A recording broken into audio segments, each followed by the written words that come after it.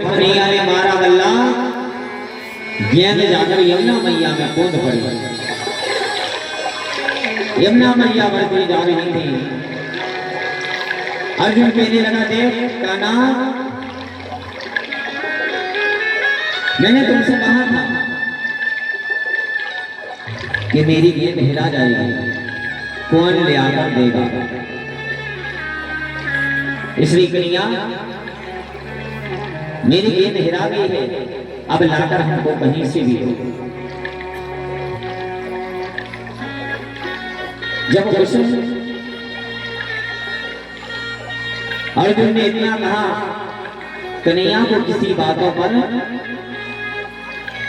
भरोसा नहीं हुआ। उस कन्हैया ने मारी छलांग और यमुना मैया में कूद पड़ा और जाकर शेष नाग पर कालिया पर नेत्र को करने लगा। और नेत्र को करने के बाद उस शेष नाग को अपने उससे छेद दिया। छेदने के बाद पाताल की ओर उस कालिया को पहुंचाया। कालिया का उद्धार पाताल की ओर किया भगवान कन्हैया ने। बोलिए मांगे हरिलाल की जय। जैसे भगवान कन्हैया ने पाताल की ओर उसका उद्धार किया, जब उस कंस को पता चला कि आज उस कालिया को भी उस कन्हैया ने मार दिया, आज उस कन्हैया ने उस कालिया को भी मार दिया। कंस ने बकासुर को बुलाया, बकासुर के भाई को, बकासुर को पुकारा।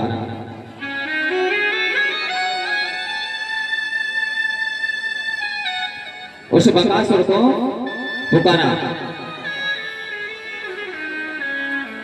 और उस बकासुर से कहने लगे, बकासुर जाओ, जाकर जितना भी ब्रजमंडल हो, जितनी भी नगरी में हो,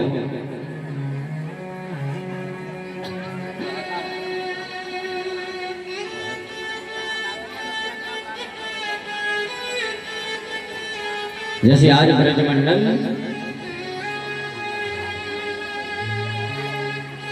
को खाने के लिए उस बकासुर को पहुंचाया।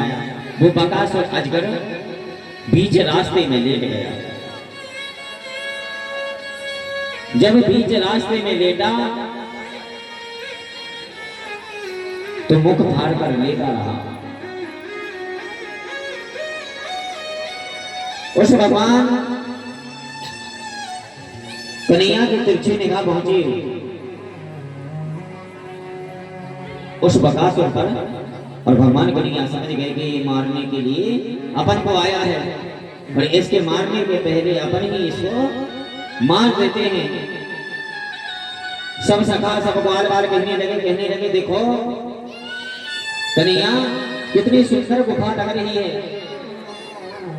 और चलो अपन इस गुफा में घूमने के लिए चलते हैं। आज उस गुफा में घूमने के लिए भगवान कन्हैया कहने लगे, ठीक है मैं चलता हूं, लेकिन उस गुफा में पहले कदम हम नहीं रखेंगे, पहले तुमको रखना होगा, उसके बाद ही हम कदम रखेंगे। क्योंकि कन्हैया को पता था कि अगर हम अंदर होते हैं तो बकासुर अजगर मुख अपना बंद कर लेगा। इससे पहले हमको सखाओं को अंदर करना होगा, उसके बाद में अंदर करेंगे। उस अजगर के मुख के अंदर सब सखा सब बाल बाल जाने लगे। जैसे ही भगवान कन्हैया ने अंदर की ओर कदम रखा, वैसे उस अजगर ने अपना मुख बंद किया। और एड़ाना चालू किया, तोड़ना चालू करने लगा।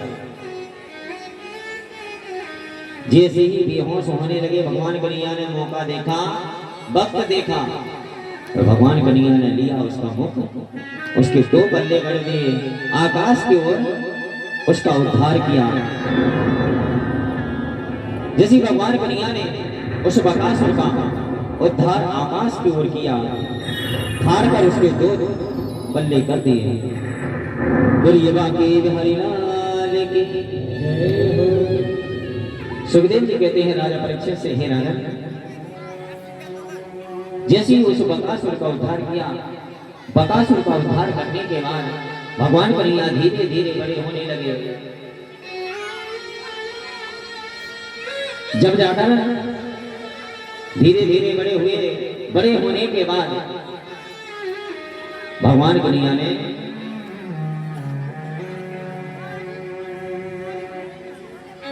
आओ हमें घर में भी जाओ, बैठ जाओ।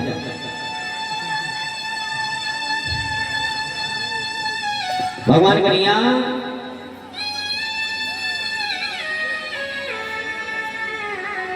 धीरे धीरे जब बड़े हुए तो घर पर मक्खन चुरा चुरा कर खाने लगे। जब मक्खन चुरा चुरा कर खाने लगे तो आज भगवान कन्हैया कुमार यशोदा मैया प्रतिदिन मारती थी। प्रतिदिन सुबह होता था उसको मारती थी।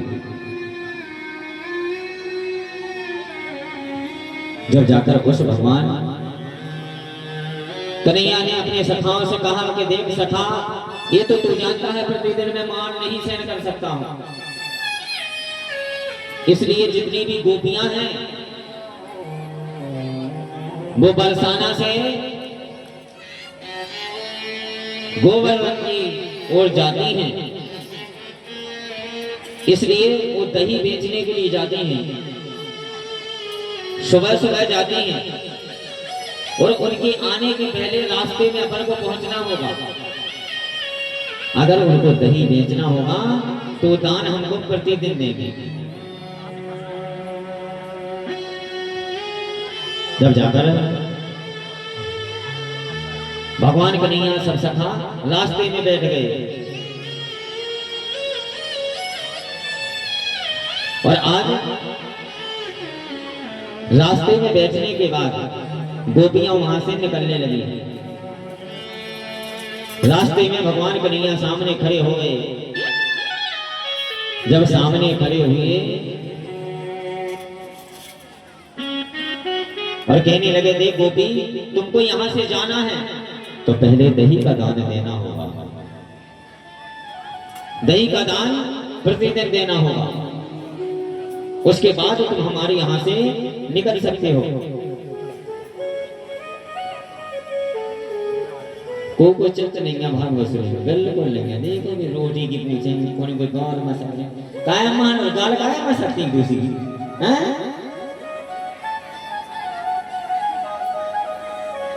सब। जैसे आज भगवान कन्हैया कहने लगा, गोपी तुमको यहां से जाना है तो पहले दही का दान देना होगा, तभी जा पाओगे। गोपी कहने लगी, देख कान्हा, एक दिन हो तो चल जाएगा